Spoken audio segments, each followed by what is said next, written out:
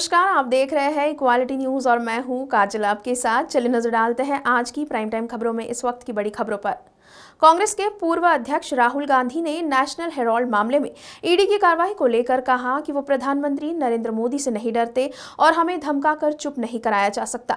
उन्होंने कहा कि देश और लोकतंत्र की रक्षा तथा सद्भाव बरकरार रखने के लिए हम आगे की लड़ाई लड़ते रहेंगे। राहुल गांधी ने आगे कहा कि ये धमकाने का प्रयास है, ये सोचते हैं कि थोड़ा सा दबाव डालकर हमें चुप करा देंगे, लेकिन हम चुप नहीं होने वाले हैं। नरेंद्र मोदी जी, अमित शाह जी इस देश में लोकतंत्र के खिलाफ जो कर रहे हैं उसके विरुद्ध हम खड़े रहेंगे, चाहे ये कुछ भी कर ले, हमें कोई फर्क नहीं पड़ता।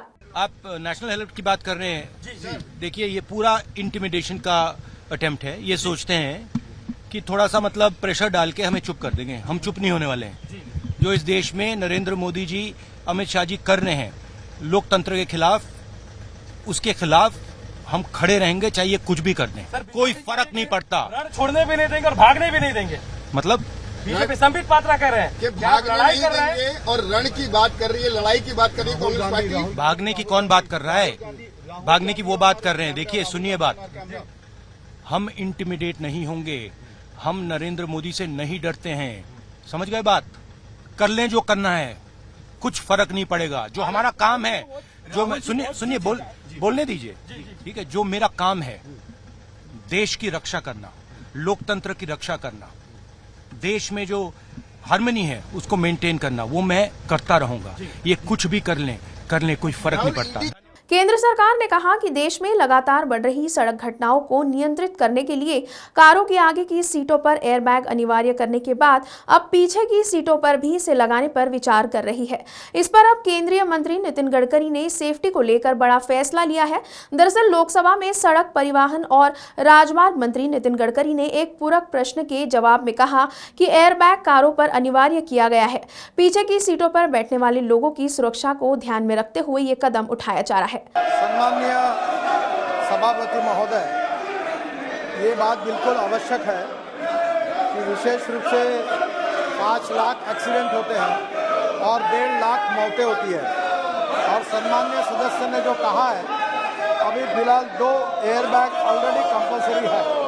पीछे बैठने वाले लोगों को एयरबैग नहीं है और इसलिए हमारे डिपार्टमेंट ने सोचा है कि एयरबैग की कीमत केवल 800 रुपये आती है और हम ये कोशिश कर रहे हैं कि पीछे भी जितने लोग होंगे उतनी एयरबैग होगी और लोगों की जान बचाएंगे।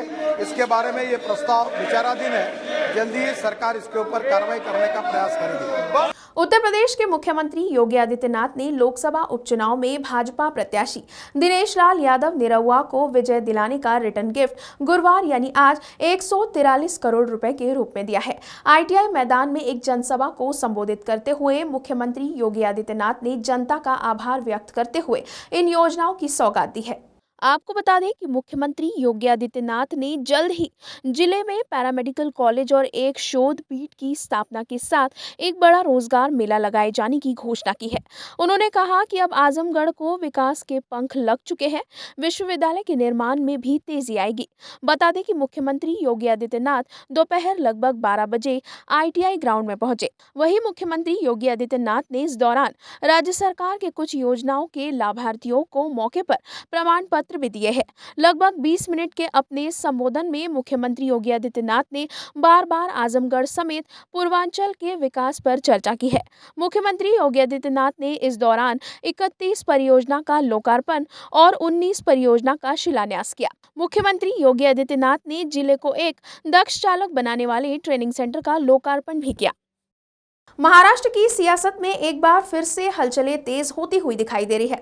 आज सुबह ही ये खबर आई थी कि एकनाथ शिंदे कैबिनेट का जल्द ही विस्तार हो सकता है और 8 अगस्त तक शपथ समारोह का आयोजन भी होने की संभावना जताई गई थी।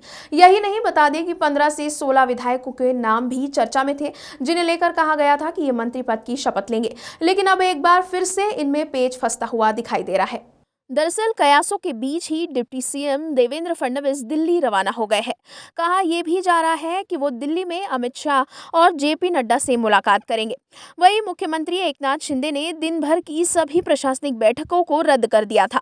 बैठकों को रद्द करने के फैसले को कैबिनेट विस्तार की चर्चाओं से जोड़ा जा रहा है, लेकिन मुख्यमंत्री एकनाथ शिंदे के करीबियों का कहना है कि उनकी तबीयत खराब है, इसीलिए आराम करने के मकसद से उन्होंने बैठकें रद्द कर दी है। मुख्यमंत्री एकनाथ शिंदे को लगातार दौरे और देर रात तक चलने वाली बैठकों के चलते थकावट का अनुभव हो रहा है। ऐसे में डॉक्टरों ने मुख्यमंत्री एकनाथ शिंदे को सख्त आराम करने की सलाह दी है। एकनाथ शिंदे मुख्यमंत्री पद की शपथ लेने के बाद से लगातार दिल्ली का दौरा कर रहे हैं। इसके अलावा वो पिछले दिनों महाराष्ट्र दौरे, उद्घाटन कार्यक्रमों, अभिनंदन समारोह और जनसभाओं में व्यस्त दिखे। इन सब का असर उनकी सेहत पर पड़ा है और वो थकान महसूस करने लगे हैं। डॉक्टर्स ने उन्हें आराम करने की सलाह दी है। इसी को देखते हुए आज होने वाली सभी प्रशासनिक बैठकों को उन्होंने रद्द कर दिया। महाराष्ट्र के मुंबई के पात्रा चौल घोटाले में रविवार को गिरफ्तार किए गए शिवसेना सांसद संजय राउत की कस्टडी सोमवार तक बढ़ा दी गई है। संजय राउत रविवार से ईडी की गिरफ्त में है। अब उनकी पत्नी वर्षा राउत को भी नोटिस भेजा गया है। सूत्रों की माने तो ईडी दोनों को आमने सामने बिठाकर पूछताछ कर सकती है। बता दें कि इससे पहले prevention of money laundering act PMLA court में सुनवाई के दौरान जज ने संजय राउत से पूछा, आपको कोई दिक्कत है क्या? तो संजय राउत ने जवाब दिया, जहां कस्टडी में रखा जा रहा है वहां वेंटिलेशन नहीं है। उन्होंने पंखे की मांग की है तो ईडी ने कोर्ट में कहा है कि हमने उनको AC में रखा है। संजय राउत झूठ बोल रहे हैं। ईडी ने वेंटिलेशन वाला रूम उपलब्ध कराने की बात कही और कहा कि इनके और परिवार के अकाउंट में 1 करोड़ 6 लाख कैसे आए और विदेश दौरे पर कितना खर्च किया उसकी जांच की जा रही है। हमको रेड में कुछ कागजात मिले हैं जिससे पता चलता है कि संजय राउत को हर महीने प्रवीण द्वारा एक निश्चित रकम दी जाती थी। संजय राउत के वकील ने कहा, वर्षा राउत के अलीबाग प्लॉट को लेकर सभी कागज पत्र ईडी को पहले ही दिए जा चुके हैं। स्वप्ना पाटकर के वकील ने कहा कि संजय राउत द्वारा स्वप्ना पाटकर को धमकाया जा रहा है। जज ने कहा, जब संजय राउत गिरफ्तार है तो धमका कौन रहा है?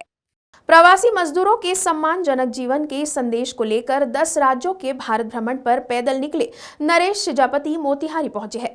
मजदूरों के जीवन में सकारात्मक बदलाव की मांग को लेकर 10 राज्यों के 5100 किलोमीटर की यात्रा पर वो है।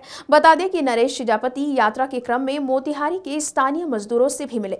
नरेश सिजापति 150 दिनों में अब तक 10 राज्यों के भ्रमण के लक्ष्य को हासिल करने में अभी तक 48 दिनों में 6 राज्यों के लगभग 2300 किलोमीटर की दूरी पैदल पूरी कर चुके हैं।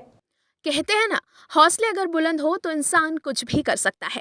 कुछ ऐसा ही नज़ारा देखने को मिल रहा है बिहार के मोतिहारी में, जहां एक युवक समाज के अंतिम पायदान पर खड़े लोगों यानी मजदूरों की हितों की रक्षार्थ व हितार्थ भारत भ्रमण पर निकला है और वो भी पैदल। आपको जानकर ये आश्चर्य होगा कि गुजरात का रहने वाला ये युवक नरेश सिजापति अपने 150 दिनों की पैदल यात्रा में 10 राज्यों का भ्रमण, जो कि करीब 5100 किलोमीटर की पैदल यात्रा है, अब तक मात्र 48 दिनों में 6 राज्यों की सीमाएं लांघकर 2300 किलोमीटर की यात्रा कर चुका है।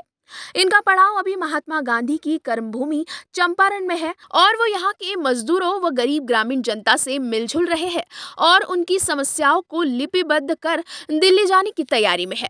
मुंबई में अपनी यात्रा की शुरुआत करने वाले नरेश अब तक गुजरात के 9 जिले, MP के 13 जिले, छत्तीसगढ़ के जंगल के साथ 5 जिले, झारखंड के 4 जिले होते हुए बिहार के 4 जिलों में पैदल यात्रा कर चुके हैं। यात्रा के अंतिम पड़ाव में वो दिल्ली में धरना देंगे और प्रधानमंत्री और राष्ट्रपति को अपना मांग पत्र भी सौंपेंगे। नमस्कार, मेरा नाम नरेश सिजापति है। मैं भारत के 10 राज्यों में पैदल यात्रा 5100 किलोमीटर की पैदल यात्रा कर रहा हूँ, क्योंकि मैं चाहता हूँ कि जो प्रवासी मजदूर होते हैं उनको सम्मानजनक जीवन जीने का अधिकार है। अभी तक मैं महाराष्ट्र, गुजरात, मध्य प्रदेश, छत्तीसगढ़, झारखंड होते हुए अभी बिहार की धरती पर, बिहार की चंपारण धरती पर आया हूँ और अभी तक मैंने 2250 के आजू बाजू जो है पैदल यात्रा की है। और यहाँ से मैं जो है बिहार अपना गोपालगंज होते हुए देवरिया, उत्तर प्रदेश, दिल्ली, हरियाणा, राजस्थान होते हुए गुजरात की ओर जाऊँगा और ये मेरा जो यात्रा है वो 150 दिन का है और आज मैं यहाँ पे पहुँचा हूँ। आज कितना दिन हो गया? आज मेरे को 49वां दिन है और मैंने ये यात्रा 12 जून के आसपास चालू की थी और मैं आज यहाँ पहुँचे हैं। और प्रवासी मजदूरों के लिए मैं ये यात्रा कर रहे हैं। जो प्रवासी मजदूर दूसरे राज्यों में जाते हैं, जहाँ पे उनके साथ जागरूकता न होने की वजह से जो सरकारी योजनाएं हैं, उनके साथ जो शारीरिक, मानसिक, आर्थिक जो हिंसा होती है उसके विरुद्ध का एक अभियान है। ये कोई आंदोलन नहीं है और अभी तक इस यात्रा तक पहुँचा हूँ और आगे की यात्रा में चालू करूँगा। बिहार से मुकेश कुमार की रिपोर्ट, इक्वालिटी न्यूज के लिए। मध्य प्रदेश स्थित खरगोन शासकीय स्नातकोत्तर महाविद्यालय में एक बार फिर प्रवेश से वंचित छात्र आंदोलन की राह अपनाने लगे हैं।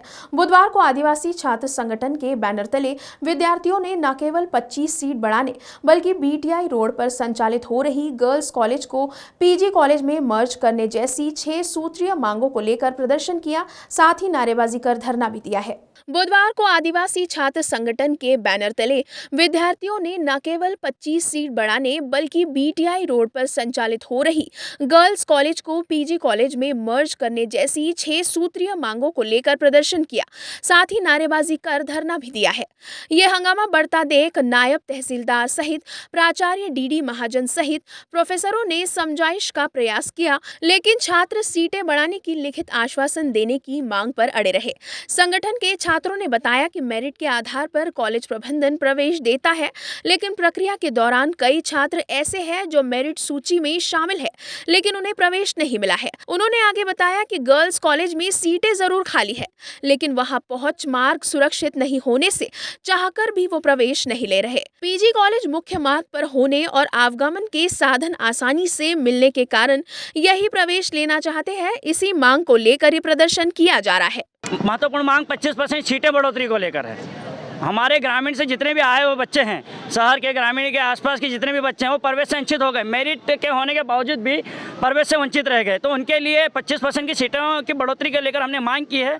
और दूसरी मांग हमने गर्ल्स कॉलेज को कोएड किया जाए, मतलब गर्ल्स बॉयज़ कॉमन किया जाए। वहाँ पर बहुत सारी सीटें खाली रहती है तो बहुत सारे बच्चे बॉयज़ यहाँ से वंचित रह जाते हैं। एक दूसरी मांग वो है। तीसरी मांग आवास स्कॉलरशिप में कटौती को लेकर किया है, जिसमें बहुत से बच्चों की आवास स्कॉलरशिप की राशि समय पर नहीं डली है तो वो डाली जाए। चौथी मांग हमारी स्टेशनरी और पाठ्यक्रम की पुस्तकों को लेकर क्या है। विगत 3 वर्षों से यहाँ पर हम छात्र छात्राएं बिना किताबों के पढ़ाई कर रहे हैं, तो ये हमारी मांग थी। सीटें बढ़ाना स्थानीय प्रबंधन के कार्यक्षेत्र में नहीं है। सीटें बढ़ाने का निर्णय उच्च शिक्षा विभाग ले सकता है। हालांकि कॉलेज में पहले ही 25% सीटें बढ़ाई जा चुकी है। छात्राएं गर्ल्स कॉलेज में सीटें खाली होने पर वहां प्रवेश ले सकती है। छात्रवृत्ति सहित अन्य शिकायतों को लेकर किए गए प्रदर्शन में छात्रों को समझाइश का प्रयास किया गया है। मांगों को लेकर शासन को अवगत कराएंगे, ऐसी जानकारी पीजी कॉलेज प्राचार्य डीडी महाजन ने दी है।